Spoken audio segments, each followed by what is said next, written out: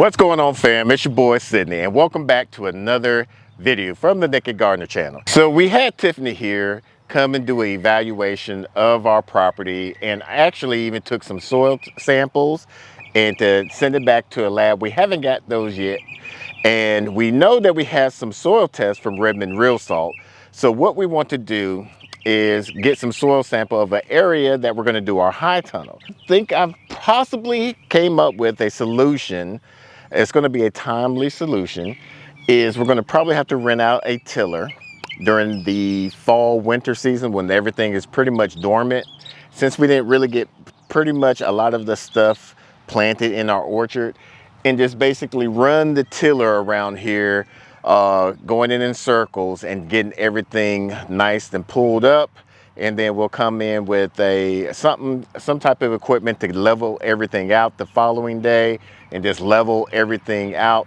The only issue though is right here it's very saturated. I would like some way, if it does get a heavy rainfall, to allow the water to possibly drain off of this. I don't really want to do a swell. I would like to get everything pretty much like she was saying, at least at a 2% slope. I would like to get a lot of this pasture pretty much flat to that certain slope where everything is just sloping off this way. I know tilling is not something we like, but with this plan that you have, are you planning to, after tilling, like adding organic matter? Are we needing to collect that and set it aside? Since everything is going to be pretty much dormant, I would like to add some pasture cover crop throughout here, like some clovers, like she was saying, clover, alfalfa, things of that nature, so that way when it comes out of that dormancy and start to sprout up and everything, we can start rotational grazing from all our animals. So being just a bit more methodical. Since we have her doing her traveling, and we're waiting for our soil test to get back to find out all the goods, the bads, and the ugly about it, let's use Redmond Real Salt soil test to see what our soil is, where we're gonna put our high tunnel at. This is their 4th week. Oh, y'all are just hungry little... They're oh, monsters. you trying to eat my finger, huh? I saw them catch crickets and eating crickets.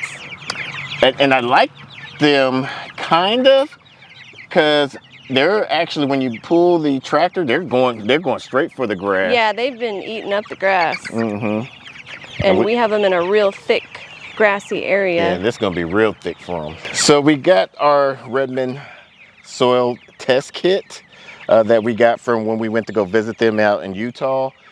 And this area right here is gonna be the spot that we're gonna be doing. We're gonna have the high tunnel from Bootstrap Farmer of the Gothic style, going from east to west, and that way it could get the sun all throughout the day on here. I believe that's how you do it. I'm not sure, but we measured this area out. Oh, look at Sage the cat. He wants to be with his daddy. So from the edge of that building to the edge of here is like 60 feet. For the soil test, you want to get about 6 to 7 samples. So I'm just going to get random spots and get it in a little bag. I'm going to mix it all up and show you from the process from there.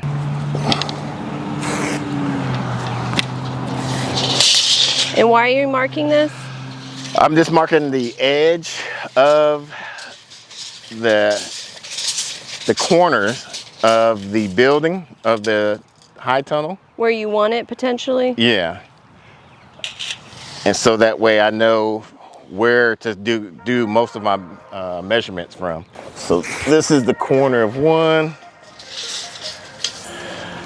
So I did 20 feet from there, because we might possibly have a door on this end and a door on that other end. And I would like to have roll up on both ends. I would like room both sides. to be able to drive around it. Yeah, that's why I did 10 feet off of this area, 20 feet off of that area, and it can go. We'll be knocking that shed down. I know we were talking about possibly. You don't want to use it for tools for the shed, for the we'll see. It'll just be too tight in the way if we do keep it there though. And that's 20 feet there? Yep. And this doesn't have to be exact. It just kind of gives us a parameter of where everything is going to be at.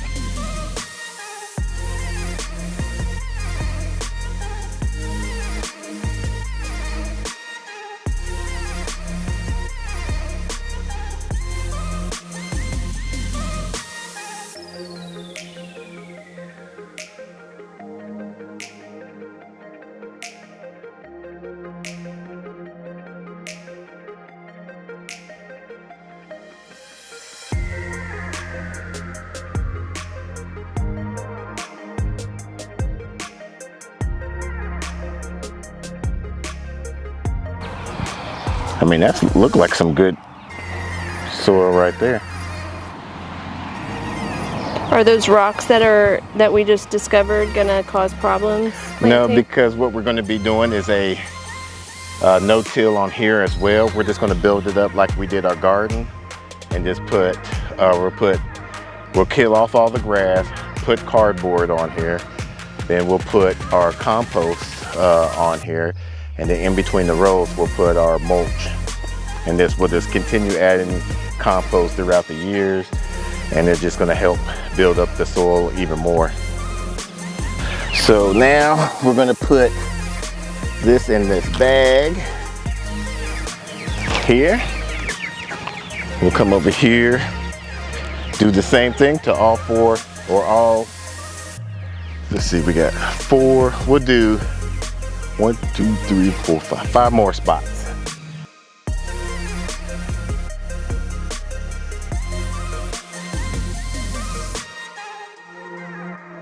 So this is again some good soil, and I don't think any of this portion has been just really disturbed besides a lawnmower.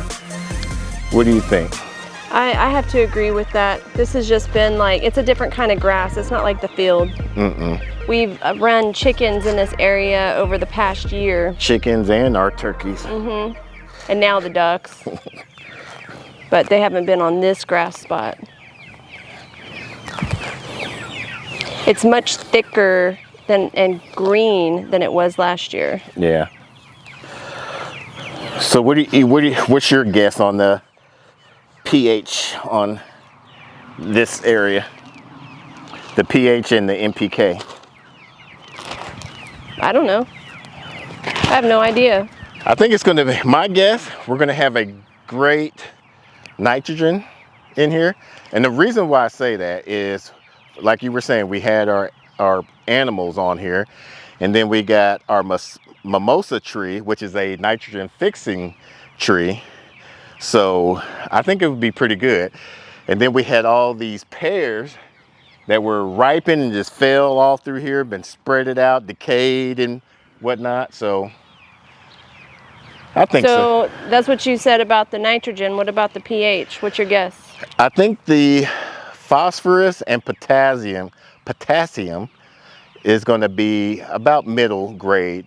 I think the pH is going to be roughly about 7, between a 6.5 to a 7.5. And with the pine trees over there, do you think that it's affected alkaline over here at all? Well, see, that's what I don't, I got to figure out what the pear tree likes, because if the pear tree is more of an acidic soil type, that could be problems for us over well, here. it's been thriving though, so I think it is. I'm going to stick to the 6.5 to 7.5. Okay. What problems could that pose?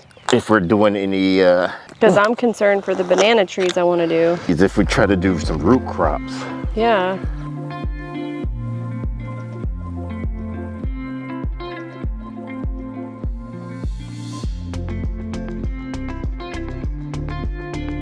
It's like everywhere I go, it's like 4 inches deep, this rock.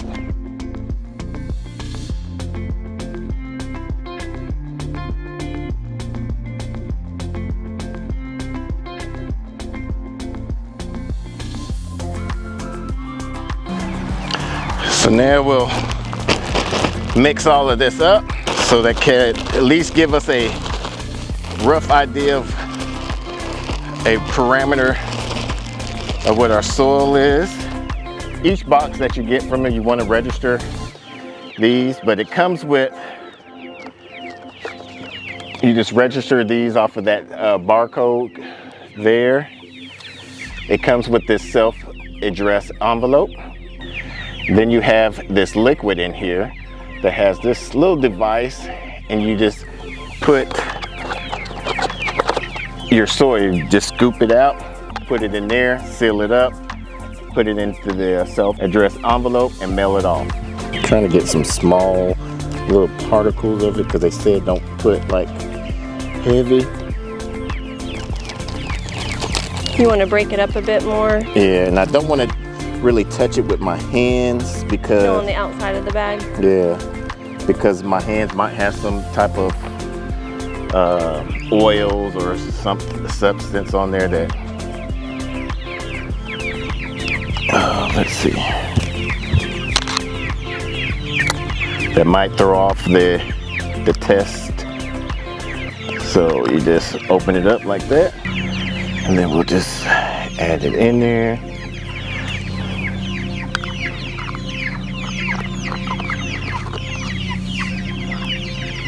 There we go.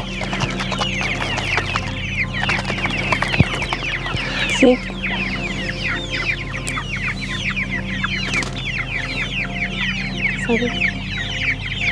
Top.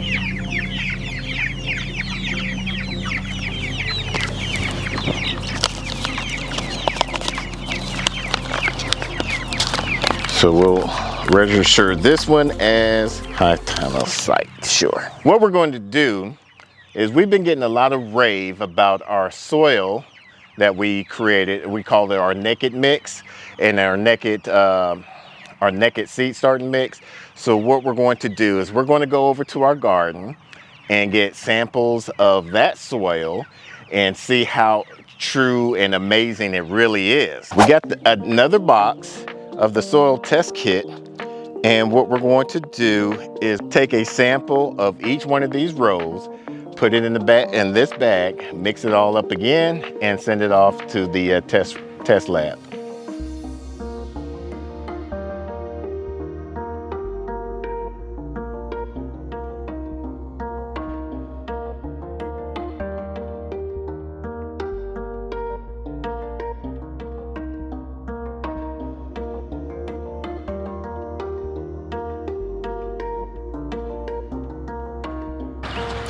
Same thing.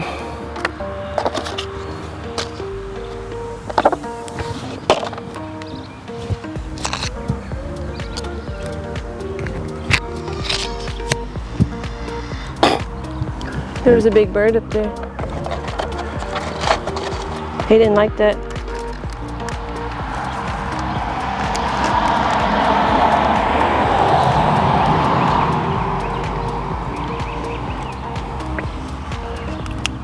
What you think about this one? Oh, I think everything's going to be high on this one, especially after doing this type of testing on our in-ground worm beds in our urban garden. That was the bed that tested the highest before we made our changes. Yeah, but the only thing with these beds, only this bed has the worms, so.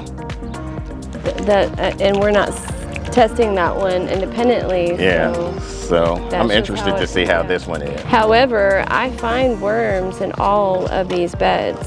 Yeah, when we were transplanting, every time we moved some dirt back, it was just filled with them. Yeah, it wasn't just this worm bin bed.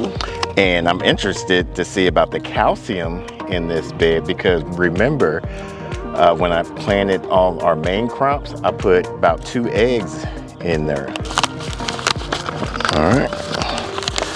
So the good thing about these, we'll get these back within about 5 to 7 business days, and they'll come directly to our email. So a future video will be showing you how what our results are going to be for this bed and for where the high tunnel's at. We want to thank Redmond for providing this soil test kit for us, so that way we can kind of see where our soil is at and how we need to improve it. And if you want to try one of these kits, we'll put that link in the description below, and use our affiliate code when you check out and you get a discount. Now, we have a video where we had a soil scientist come out into our property and get some samples and tell us the ins and out about it. If you want to see that video, we'll put that video off to the side here and also in the description down below.